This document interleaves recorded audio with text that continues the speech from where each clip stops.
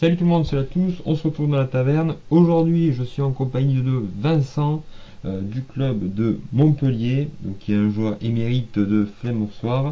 Et on va travailler sur le supplément qui vient de sortir, le D-Day britannique, parce que Vincent est un joueur aussi récurrent britannique. Salut Vincent. Salut à tous. Voilà, donc bon voilà, tu joues depuis un mois à Flemme au soir, tu joues aussi à Team Yankee, et quel autre jeu tu joues aussi? Ouais, alors donc oui, c'est vrai que je joue à Flame of War, Team Yankee, et je joue également au Seigneur des Anneaux. Voilà. Et c'est vraiment Flame of War mon occupation, on va dire. Ouais, t'as commencé avec quelle version?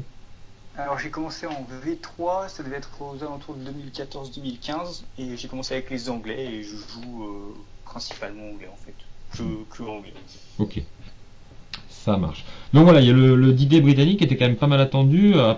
Jusqu'à présent, les joueurs britanniques étaient sur du Fortress Europe, qui était quand même pas mal, hein, qui avait fait en gros que les Britanniques avaient la meilleure infanterie certainement des Alliés, hein, et qui avait quand même pas mal aussi de répondants au niveau de l'anti-char, hein, puisqu'on ne pouvait fournir quand même les Achilles, qui étaient quand même qui volaient zéro. Et ouais, c'est vrai que c'était déjà un bon anti-char à l'époque, et c'est encore mieux maintenant. On va Voilà. voir comment. Et qui pouvait quand même aussi spammer du Sherman. Donc en fait les Britanniques, hein, avec Fortress Europe, étaient quand même moi je trouve une bonne armée au niveau des Alliés. Mais bon, il fallait quand même un peu renouveler, et en particulier tout ce qui était para, commando, et c'est ce qu'on va voir avec ce D-Day. Donc on va commencer par un peu nos impressions. Ben, Vincent, dis-moi un peu les impressions que tu as par rapport à ce supplément. Alors moi perso j'adore, je trouve que c'est un super bouquin. C'était pas gagné d'avance parce que j'adorais vraiment le bouquin V3 Overlord qui était ultra complet, qui permettait de faire vraiment plein de trucs, la liste était super. Donc du coup celui-là je l'attendais un peu au tournant et je suis vraiment pas déçu. Tout n'est pas parfait dedans, il y a 2-3 petits trucs qu'on pourrait revoir, mais c'est vraiment du détail parce que sinon pour moi c'est vraiment un excellent bouquin. Donc si vous aimez les Anglais, allez-y. Ouais, moi je suis assez d'accord avec toi parce que déjà il y a l'arrivée aussi qu'on peut noter clairement. Donc il y a toujours le Churchill et le Sherman, mais il y a l'arrivée du Cromwell. Ouais. C'est ça, du Cromwell qui arrive, déjà qu'offre une nouvelle diversité en termes de chars et en termes de gameplay qui peut être intéressant. Et puis je trouve qu'il y a aussi, en termes de formation, on va plus être dans des formations de type avec que du Cromwell, que du Churchill ou que du Sherman, alors que dans le Fortress Europe, on peut un peu mixer les deux. Alors je sais qu'on peut toujours inclure des listes de Fortress Europe, mais bon, là on est plus dans quelque chose un peu de spécialisé. C'est vrai. Voilà. C'est vrai. Et d'ailleurs, tu parlais des Cromwell en disant que c'était quelque chose de nouveau. Alors oui, c'est un char nouveau, mais qui ressemble quand même pas mal au Sherman. Mais la grosse différence, en fait, comme on verra, c'est dans les stats de l'unité. C'est ça qui fait vraiment la richesse de ce bouquin, c'est que on a des unités très très solides et d'élite comme les commandos d'un côté, donc qui coûtent très cher en points. Ouais. On a d'un autre côté des unités très fortes aussi, mais qui ont un moral beaucoup plus bas, notamment les Desert Rats, donc ceux qui sont dans les Cromwell. Et on expliquera pourquoi, mais ça permet du coup de vraiment varier les plaisirs de jeu. Ouais. Quelque chose qui a été pas mal teasé, qui a un peu fait fritiller un peu tous les joueurs britanniques, c'est l'AVR. Il me semble que ça c'est celui qui est monté sur un châssis de Churchill. C'est en gros les soutiens lourds que peuvent avoir les Britanniques et qui était un peu aussi attendu, hein. Donc là il y a le crocodile. Ouais, alors le crocodile, oui. Qui un des gros supports. Un des gros supports avec le lance-flamme. Ouais. Qui lui vraiment, c'est un peu typique de ce qu'on peut retrouver en Normandie à l'époque. Je crois que c'était les Canadiens aussi qui étaient connus pour l'utiliser de manière un peu. Les Canadiens et même les Américains, d'ailleurs, je pense qu'on peut le spoiler tout de suite. Dans les cartes de commandement qu'il y a une carte pour un point qui autorise un joueur américain à prendre un peloton de crocodiles en soutien. C'est ça, ouais. Donc il y a ça.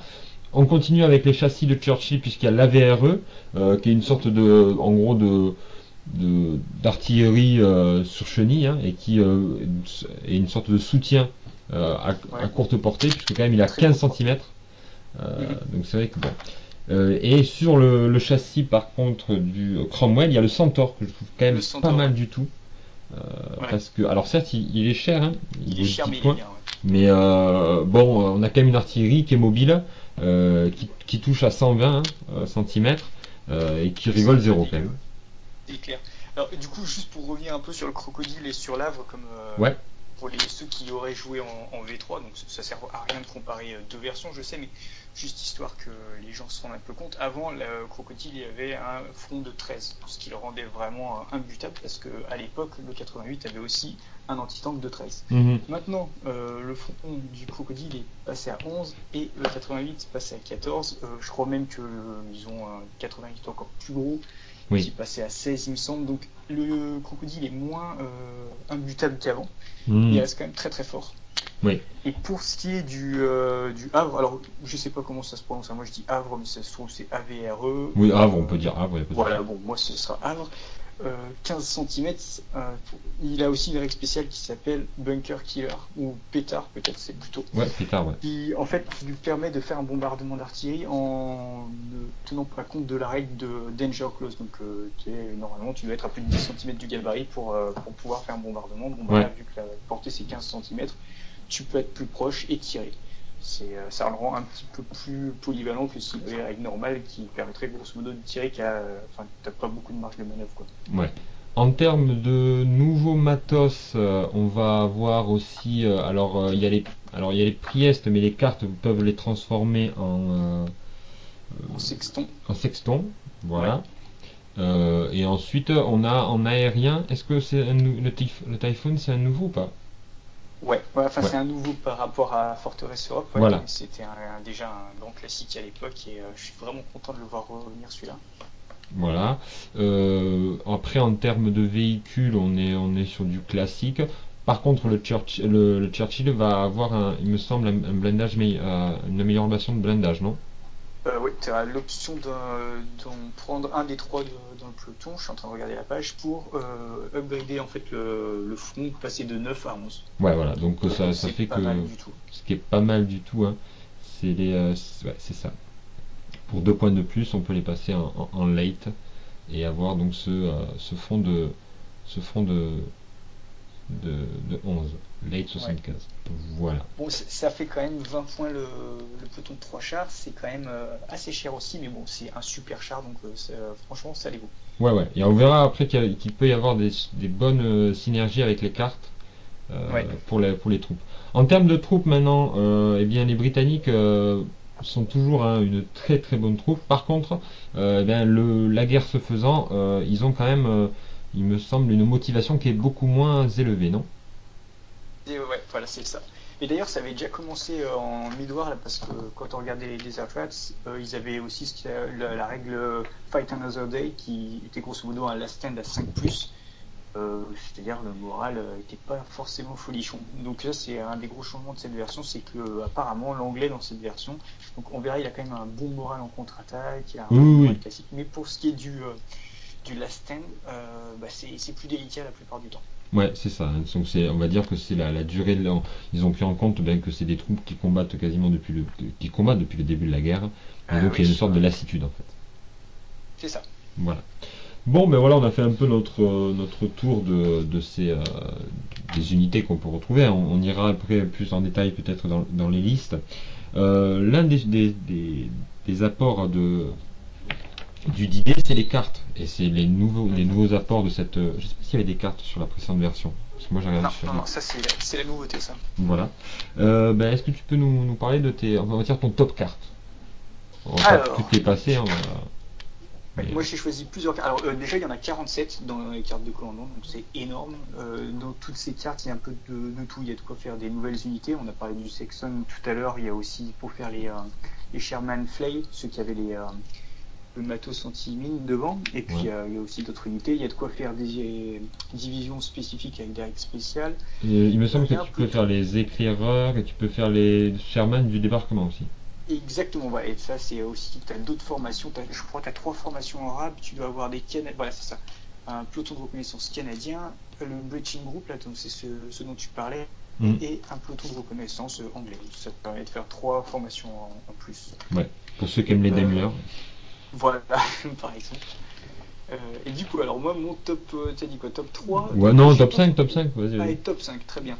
Donc j'ai pas forcément choisi les cartes les plus fortes, mais celles qui me plaisaient le plus. Alors déjà, la première, je vais choisir Bagpipes. Alors ça, c'est la cornemuse, tout simplement. C'est une carte qui existe déjà en Midwar Mhm. pour les Écossais. Et donc c'est pour faire la 51e division écossaise. Ouais. Et ça permet d'avoir... Alors, si tu as ton chef d'unité qui se trouve à 15 cm du chef de formation, ça Mhm. donne à ton peloton un rallye à 4+, à la place de 5+. C'est plutôt pas mal. Ouais, c'était plutôt pas mal. Ouais. Voilà. Et moi, Oui. c'est surtout que la cornemuse, j'adore ça, donc du coup, je le jouerai systématiquement. Ça, je Et pense. t'as la figurine ou pas? Ouais, j'ai la figurine, j'en ai même une en rap, je crois, donc Ouais. ça, j'ai de quoi faire de ce côté-là. Ok. Alors, ensuite, qu'est-ce qu'il y a d'autre? Ah oui, pour les commandos, donc pareil, Lovat's Boys, donc ça, c'est c'est pour les commandos, c'est. D'ailleurs, ça implique aussi une cornemuse. Enfin, là, c'est pas dit dans la carte, mais je me rappelle qu'il y a la figurine à l'époque, c'était Lord Lovat avec son joueur de cornemuse qui était sur le socle. Donc, ce sera pareil pour moi cette version. Et ça permet de relancer un jet de réserve, de scattered reserve, donc les réserves éclatées. Ça Oui. permet de relancer un jet pour savoir où est-ce que tu rentres. Donc Mhm. c'est pas mal. C'est uniquement pour les commandos, j'ai oublié de préciser. Ouais.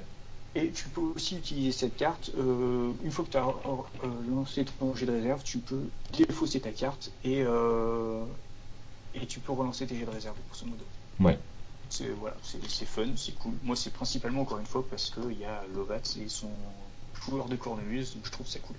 C'est clair, on est d'accord.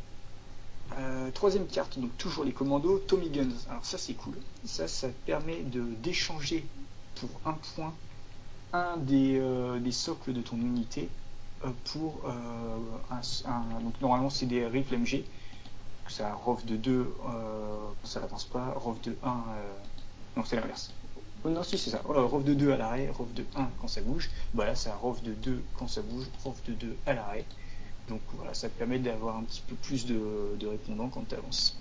Ok. Voilà. Ensuite, quatrième carte, toujours des Écossais. Donc ça, c'est plus un truc que je pense qui te plaira à toi, parce que si je me trompe pas, tu joues des Churchill toi habituellement. Ouais. Donc ça, c'est pour la 15e division écossaise. C'est donc les unités de cette formation peuvent relancer leur jet pour se rallier quand ils sont cloués au sol, tant que leur chef d'unité se trouve à 10 cm d'un Churchill. Donc un Churchill 75 mm, C'est Churchill Six Pounder, Churchill Late 75 mm. Mm. Pas de crocodile, par contre, donc c'est dommage. Ouais. Ouais, donc c'est juste un truc qui te permet de te dépiner plus facilement si t'as des Churchill à côté. Je trouvais ça cool. Bah, vu qu'on Et, a vu hein, que le moral était pas top, ça permet quand même de pouvoir avoir une relance facile. Et ouais, donc ça c'est cool et c'est pas si cher que ça parce que c'est 2 points pour la formation en entier. Donc si tu as une grosse formation d'infanterie, bah, c'est vite rentable. Ouais. Et en dernier, la Gammon Bomb. Alors ça c'est pour les paras. C'est c'est un anti-tank improvisé pour l'infanterie, c'est-à-dire qu'à la place d'avoir un anti-tank de 2 Firepower auto comme n'importe quelle unité d'infanterie quand ils sont en assaut, ils ont un anti-tank de 3. Donc bon, c'est un peu cher, c'est 2 points par carte. Alors si je lis bien la carte, c'est pas une carte que tu attribues au début de la partie à une unité en particulier, c'est une carte que tu as de ton côté. Ouais. Mettons que tu as 3 pelotons d'infanterie, tu as une carte, bon bah c'est n'importe lesquels des 3 qui pourra l'avoir au moment où tu choisis. C'est ça, oui. Ouais. C'est quand même pas mal du tout. C'est pas mal du tout, c'est assez fun, ça reste dans le thème, mais 2 points quand même, c'est pas donné. Non, c'est un vrai investissement. Ouais. Voilà, donc ça c'était mon top 5. Ok, ben moi en fait je vais faire aussi un peu mon top. J'avais aussi la Scottish Division, parce que je trouve que reroll c'est quand même hyper important. Mm-hmm. Et avec ça tu peux parce qu'ils te le disent que tu peux le mettre aussi avec la 6e garde infanterie, ce qui fait qu'en fait les chars ont un last hand de 3+. c'est Ce qui ça. fait qu'en gros, si tu fais la combinaison des deux, tu as pour 5 points reroll d'Épinède et Last End pour les chars. Ce qui est quand même hyper intéressant, je trouve. Euh, Ouais. Parce que tu peux prendre en gros des Britanniques de base, hein, avec ta formation de Sherman et quoi ça s'appelle, de Churchill, et avoir un peu cette combinaison des deux. Je trouve ça vraiment Ouais. euh, pas mal du tout. Ouais, J'avais c'est lu. une bonne synergie. Ouais. Ouais, j'aime bien le côté qu'ils aient fait comme ça, une sorte de combinaison entre cartes. Ça peut permettre de vraiment avoir voilà, un truc, faire des combos. Je trouve ça intéressant. D'accord. J'ai bien aimé aussi le artillerie groupe royal, euh, parce que ça Ouais. permet d'avoir des 25 pounders pour seulement Ouais. un par canon, ce qui est pas non plus déconnant, hein. Avoir un firepower à 3 plus quand tu répètes le bombardement. Mhm. Et ce qui est quand même pas mal, je trouve, parce que le problème des Britanniques, c'est qu'ils ont une artillerie qui est pas si chère, mais il y a un problème avec le firepower. Or là, passer à un Ouais. firepower de 3 c'est quand même pas mal du tout. Ouais. Il y a une seule limite, je crois. Attends, je suis en train de. Ouais, voilà. La seule limite de cette carte, c'est quand même quand toi tu attaques. Donc Oui, faut être l'attaquant. c'est Et ça. donc c'est pas forcément toujours le cas. Mais Mais oui, après, moi, en général, je joue offensif, mais c'est vrai que voilà, il faut être ouais, mais l'attaquant. si tu joues offensif, que l'adversaire, enfin si tu choisis attaque, l'adversaire choisit attaque et que c'est un fair fight, il y Ah a une oui, oui, chance c'est sur clair. deux que. Ouais. Mais On est bon, après, d'accord. si je suis d'accord avec toi, ça fiabilise un peu plus le 25 Pounder. C'est un peu cher, mais bon, après pourquoi pas. Ensuite, tu as les Canadiens, les paras, Ouais. je crois, canadiens, qui vont avoir, c'est le premier Canadien parachutiste, Mhm. qui permet d'avoir un rallye aussi meilleur. Ouais. Alors c'est hop hop hop que je l'ai trouvé. Voilà, le premier Canadien. Alors par Mhm. contre c'est 2 points par Ouais, c'est parachutiste. cher. Ça fait cher. Mais alors là ils sont, on a quasiment des commandos, quoi. C'est clair, les mecs ils s'arrêtent pas et Voilà. tu l'épines pas, quoi. Ensuite il y avait le commando avec le lance-flamme. Euh, Ouais, Commando Flames. Alors je sais plus où je l'ai mis ça, mais je l'ai, ouais. je crois que ça donne un plus un. C'est plus un par unité. À plus Euh, un point, ouais. plus un En pour. fait, c'est le coup. Et t'as des lance-flammes dans tes troupes en fait, de commando. Et je trouve que c'est quand même pas mal du tout. C'est pas si cher que ça en fait. Non, non, c'est pas cher, c'est même très bien. Moi, la seule limite que j'ai à cette carte, c'est qu'il n'y a pas de figurine pour ça, donc je sais pas où la trouver. Ouais, ça peut être. Mais c'est vrai que si j'arrive à convertir enfin, trouver une figurine d'infanterie classique avec un lance-flamme, je foutrai un VA là-dessus et puis ce sera parfait. Mais c'est vrai que c'est une super carte. Voilà, là je pense que c'est pas mal. Voilà, et après je trouve des cartes là, c'est pas forcément opti, mais je trouve pas mal de pouvoir avoir Naval Gunfire Ouais, pour 12 c'est vrai points. que c'est. Bon, après c'est C'est pas évidemment, mal. c'est bon, mais le fait qu'ils aient mis en place comme ça du support naval, je trouve ça pas mal, je trouve ça cool, quoi. Pas mal et Voilà. en plus bien équilibré comparé à la version précédente où c'était vraiment un truc imbuvable que tu sortais pas si tu voulais garder tes potes. Donc là c'est bien parce qu'ils en ont fait un truc assez cher pour pas que ce soit ultra opti mais assez thématique et finalement tu peux quand même l'utiliser dans une partie normale sans que ça gueule trop. Ouais, voilà. Il y en avait un alors qui me paraissait pas mal parce que je trouvais que c'était à la fois contre l'adversaire et aussi de ton côté positif, c'était supériorité aérienne, Ah oui, ouais, ouais, celui-là il est cool. qui me semble, je crois, vaut 3 points et Ouais. qui te permet de toi avoir une meilleure possibilité de faire venir ton avion sur du 4+, Ouais. et à la fois, alors totalité, voilà, total air superiority, et en interception, euh, tu, euh, tu as du 4+ au lieu du 5, et Mhm. une fois par partie, tu peux défausser cette carte pour faire rentrer ton avion non plus sur 4+, mais sur 3+. Ouais. C'est vrai Et que je c'est trouve cool. que quand on joue au jeu du typhon, mais ça permet de le fiabiliser, et tout autant, puisque tu peux aussi faire intercepter l'adversaire, donc je trouve ça pas mal. Voilà.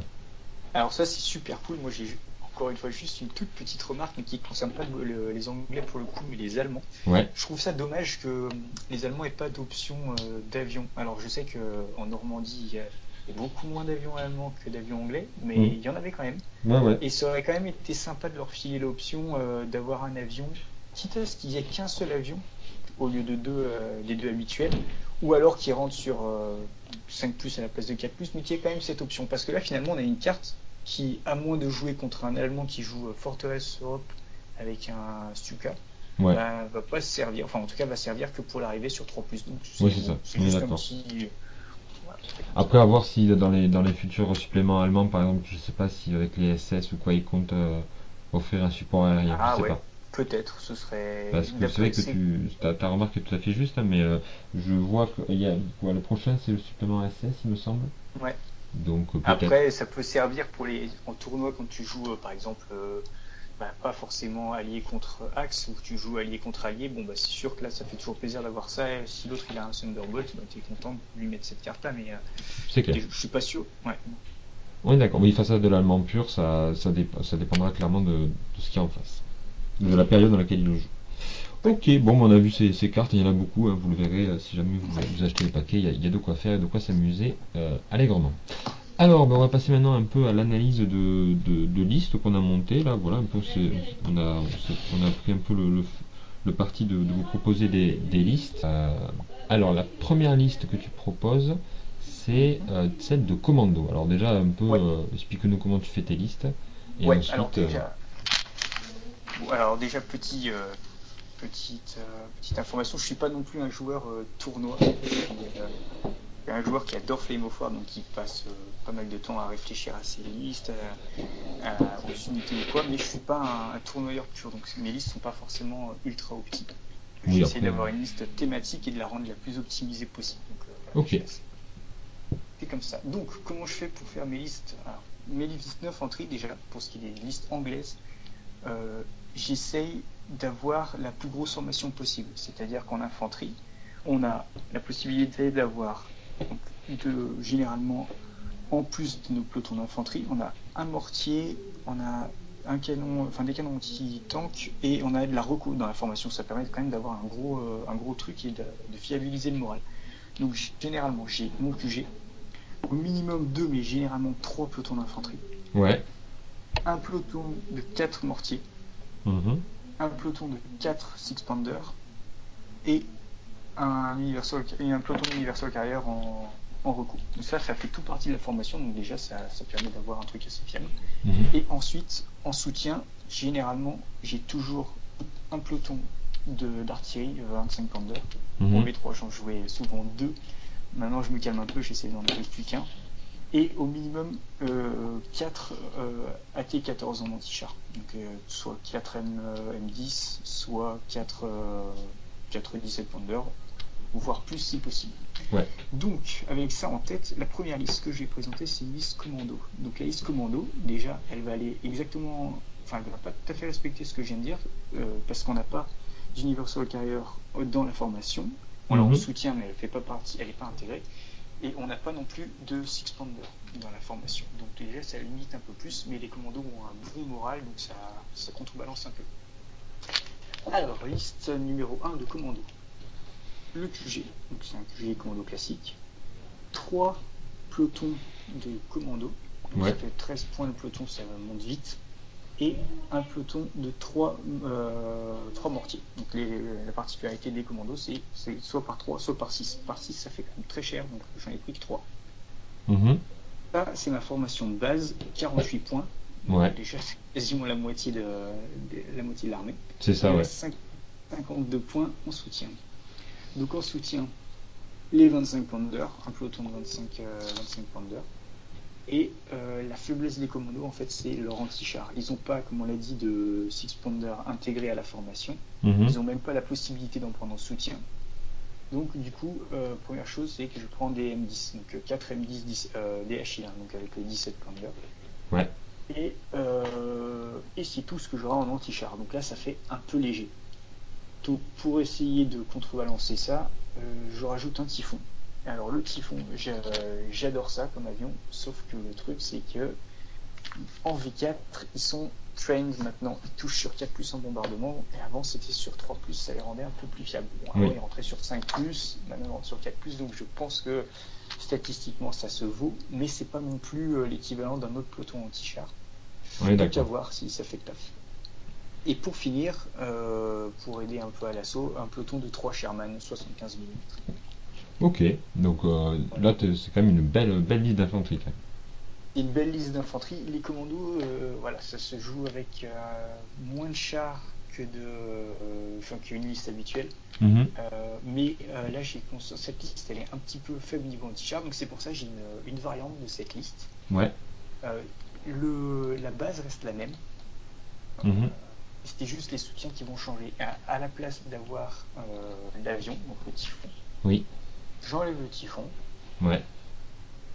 et je rajoute avec ça 2 17 Pounder, donc un peloton de 2 anti-chars 17 Pounder Mhm. et un peloton d'Universal Carrier en recours. Ouais, je vois ça, ouais. Donc ça monte à 6 du coup en Titan 14. La seule faiblesse du truc, c'est que les unités de 2 canons ou de 2 chars maintenant dans le jeu, c'est pas terrible niveau moral.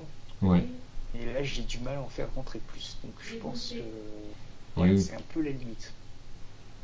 Ouais, après, de toute manière, je pense que vu le coup, moi aussi, en regardant, on peut pas. En fait, à partir du moment où tu pars sur une formation d'infanterie, ça te coûte très vite très cher. Et c'est vrai qu'on est obligé par la suite, avec les supports, de faire des choix. Et je l'évoquerai dans ma liste aussi, on est obligé un peu de faire des choix. C'est normal, hein, c'est le principe des listes. Et surtout, c'est vrai que tu as raison, c'est qu'il faut aller chercher quand même de l'anti-char. Et Ouais. ça, après, on a quand même de belles options, hein. On a quand même de belles options en t-shirt, parce que bon, le M10, ça fait quand même pas mal le café encore, hein. 4 M10, Ouais, hein. Et puis surtout, je trouve que les 4 M10 et les deux 17 Pounder sont pas mal, puisque tu les auras toujours sur la table. C'est vrai que le Typhoon, il y a ce problème qui rentre, et je trouve que la liste 2 de ce côté-là envahit un peu plus, tu auras plus d'anti-char rapidement sur le terrain. C'est vrai, ça. Bon, comme je l'ai dit, hein, le seul point noir, à mon avis, c'est cette unité de 2 canons, mais on peut pas faire mieux. De toute façon, il n'y a pas les points, donc c'est comme ça. Oui, c'est clair que. Et d'ailleurs, c'est ce qui est. Parce que je pense que le moral a été aligné entre Team Yankee et Famous War. C'est pour ça que maintenant, pareil, à Team Yankee, les petites unités de 2 qui pouvaient être spammées auparavant, ben maintenant elles le sont moins intéressantes, puisque Ouais. très vite. Une perte, c'est mort. Ouais. C'est ça. Ok. Voilà.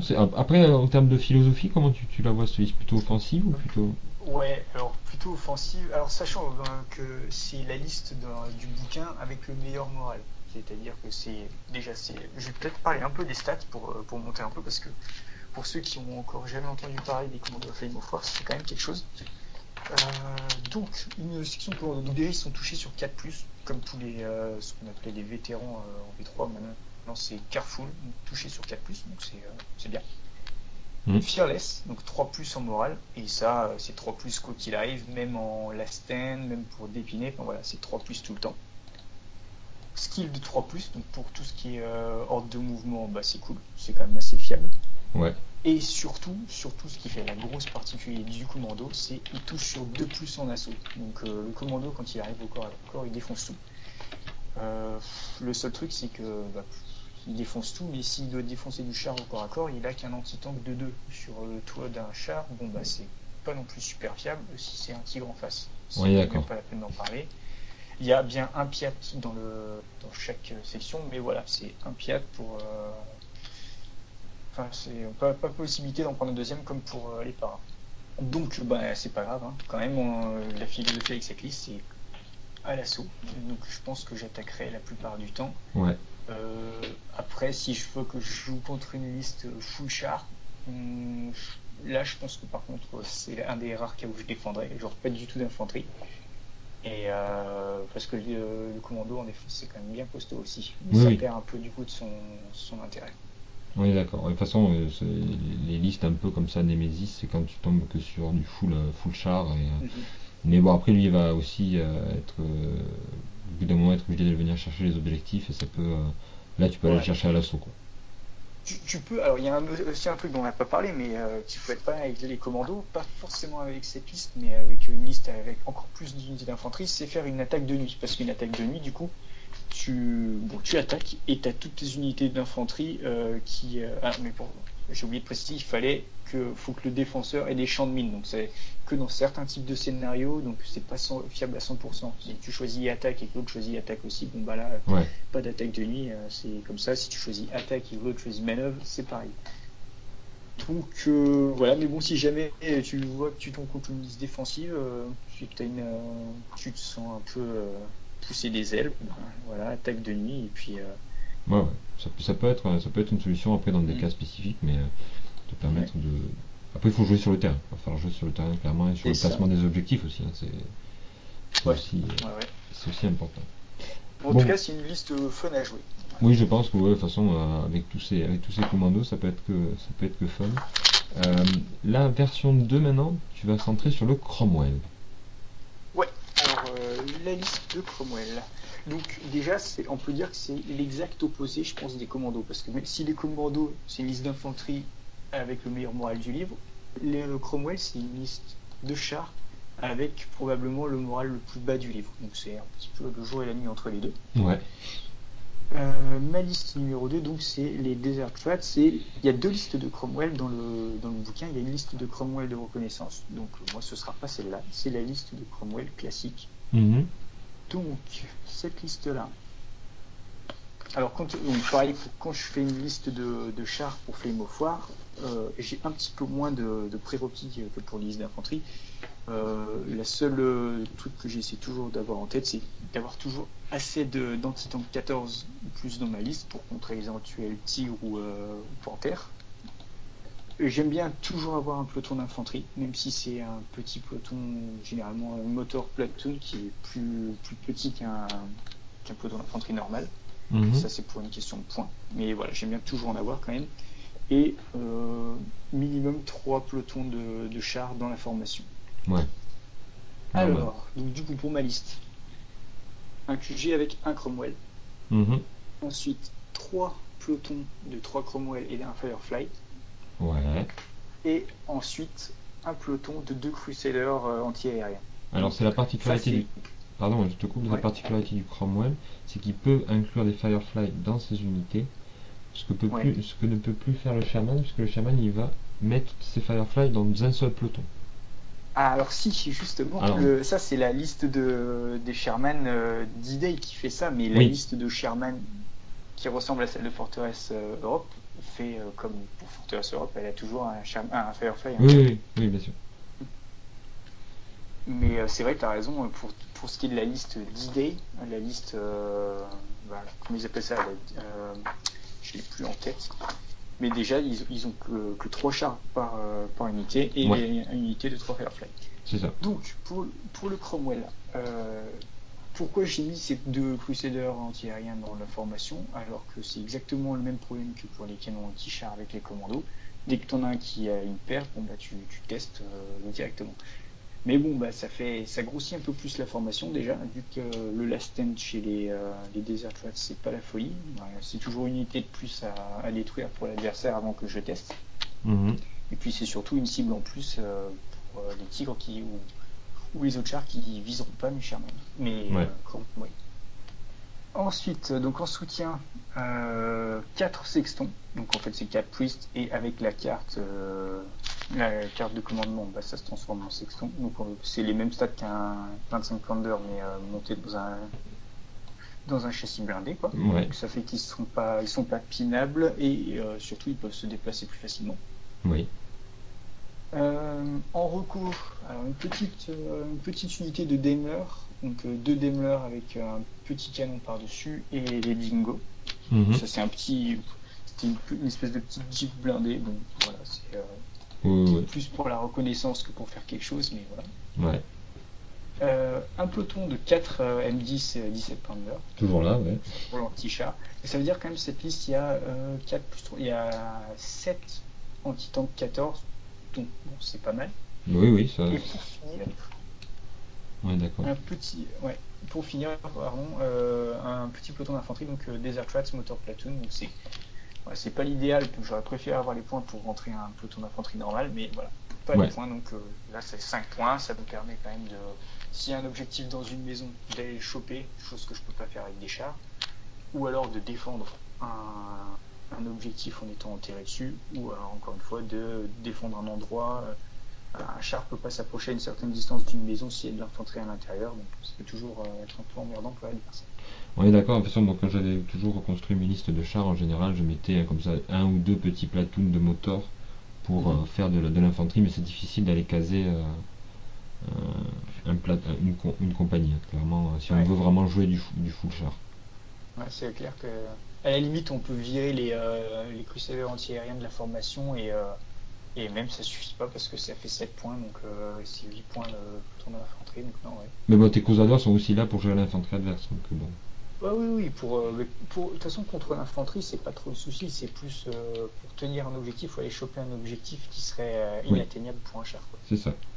On est d'accord.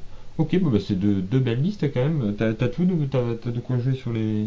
C'est bon là? Pas d'achat à faire? Bah là du coup j'ai pour les chars j'ai tout ce qu'il faut, tout peint et je viens de finir de peindre les commandos aussi donc là pour ça c'est bon. Ok.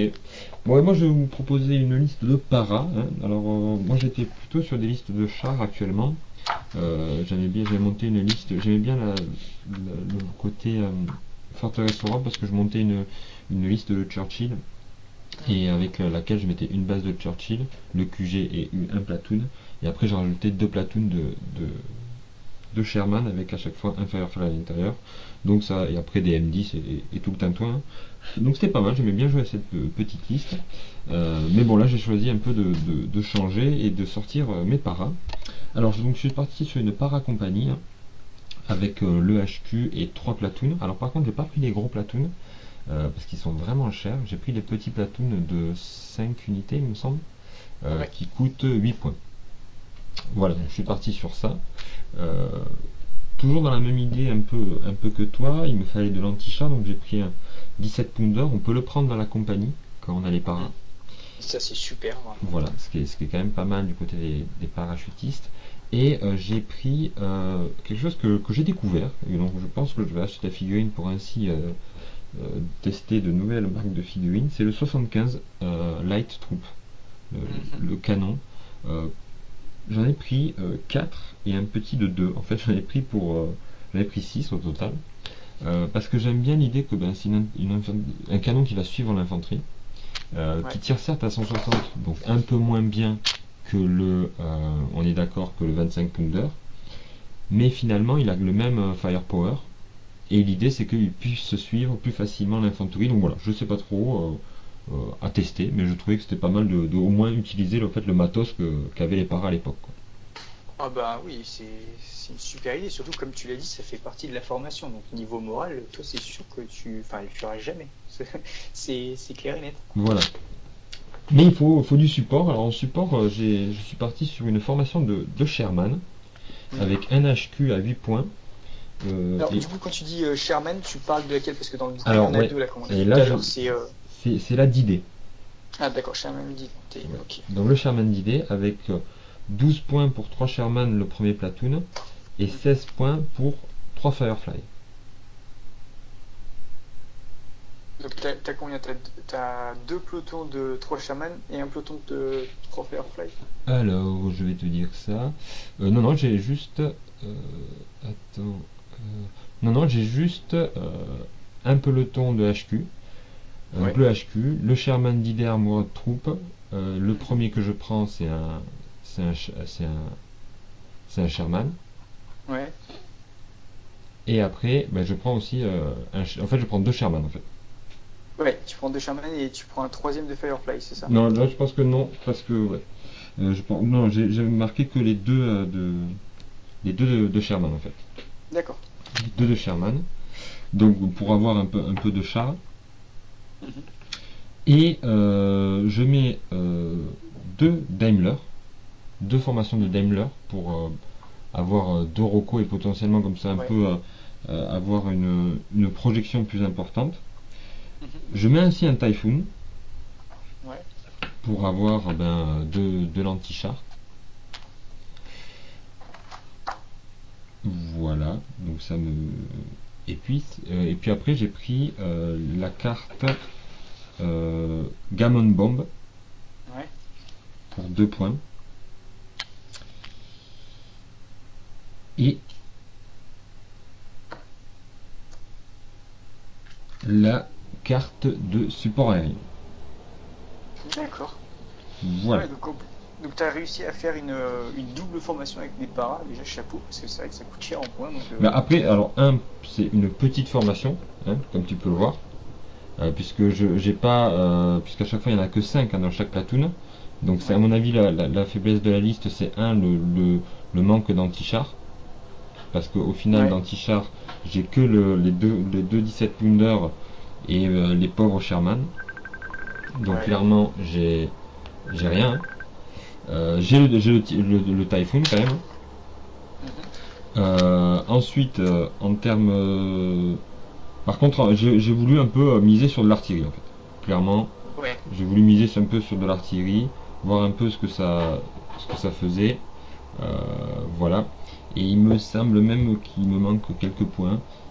Donc on pourra aller viser peut-être un petit truc, mais rien de top. Mais en gros voilà. Parce qu'en fait, la première option, j'étais parti sur du Churchill, mais l'histoire était la même, c'est que ça manquait de punch. Alors en plus on est d'accord que là j'étais un peu gourmand puisque je suis allé chercher une autre formation, mais je pourrais enlever cette formation et partir sur du M10, hein, plus simplement. Voilà. Mais c'était pour essayer de caler les deux, parce que j'ai quand même une chier de Sherman et ça peut, je voulais la réutiliser sur la table. Voilà. Oui, bah attends.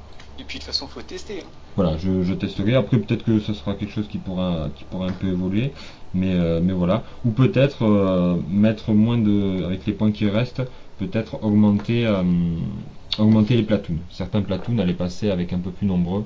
Euh, voilà. Mais C'est vrai qu'avoir. ouais. Non, vas-y, finis. Moi, je pense que par contre, à l'inverse de ma philosophie habituelle qui est plutôt de rusher, c'est plutôt une liste défensive, hein, puisqu'avec les deux artilleries, toute cette infanterie et plutôt les Sherman qui sont là en contre, je préfère attendre et jouer sur l'artillerie, parce que l'idée aussi, hein, en ayant pris une artillerie qui est un peu plus courte, c'est qu'en termes de distance, c'est que vu que l'adversaire vient à moi, eh bien, j'ai pas besoin d'avoir forcément une très grande portée, quoi. Voilà. C'est vrai. C'est vrai. C'est vrai qu'au niveau artillerie, t'as pas mal de trucs. T'as quoi? T'as deux pelotons plus le Typhoon. Ouais, c'est ça. Et ouais, c'est quand même 3 gabarits, c'est pas mal. C'est ça. Bah, après, honnêtement, c'est un test. Hein. C'est aussi pour peindre, parce que là, en regardant les images, j'ai trouvé que le canon para là, de 75 était intéressant. Je vais voir si, je pense qu'ils vont le sortir hein, certainement, mais peut-être que j'irai chercher une autre marque un peu pour tester, les différentes options. Voilà. Mais il faudra que je me penche sur l'idée de faire une liste de Churchill. C'est vrai que là, je pense que c'est la grande. Enfin, dans le bouquin, à mon avis, la liste de Churchill, ça fait partie des meilleures formations, si ce n'est la meilleure formation. Ouais, après, ouais. Bah, disons que là, moi, c'est vrai que précédemment, j'étais parti sur donc le Churchill avec le côté de mix. Alors, je sais pas parce que là, je vois Churchill Armored Squadron. Je vois pas qu'on peut ajouter des Sherman. On peut ajouter des Crusaders. Mais bon. Non, on peut plus en ajouter des Sherman. Ah, c'est ça. Ouais. D'ailleurs, j'ai pas Fortress Europe avec moi, mais je sais pas comment les ajouter dans Fortress Europe. Mais là, en tout cas, ce qui est sûr, c'est que c'est une formation avec que des Churchill. Alors, tu peux en avoir en soutien des Sherman. Hein. C'est ça. Tu peux avoir, mais ils font pas partie de ta formation. Ouais, mais quand même, ce qui est cool avec le Sherman, c'est qu'on peut le monter à front de 11. Le Churchill. Le Churchill, on peut le monter à un front de 11, ce qui fait quand même qui rivalise avec ce qu'il y a de meilleur en face, quoi, quasiment. Ah non, Alors, mais ouais, ça c'est vachement bien. alors c'est vrai que le canon est un peu faiblard, hein, on va pas se le cacher, hein, parce que AT10 c'est pas fifou. Mais c'est pour ça qu'il va falloir aller chercher du M10. De toute façon, toujours le M10, là je l'ai pas mis, mais ça reste quand même la base de toute liste britannique. Bon bah de toute façon, c'est vrai que le Churchill il est pas là pour buter du char, mais regarde en soutien, les M10 tu peux en avoir deux pelotons. Hein. Donc, si t'as envie, tu fais, si t'as envie et t'as les points, tu fais deux pelotons de 4 M10, tu remplis en Churchill après et tu te fais plaisir. Ah ouais, c'est sûr. Après ça monte très vite. Ouais, ça monte très vite en pain. Voilà, donc est-ce que tu veux ajouter quelque chose par rapport à ce d'idée britannique? Bah, j'ai hâte de le tester parce que là on parle, mais oui.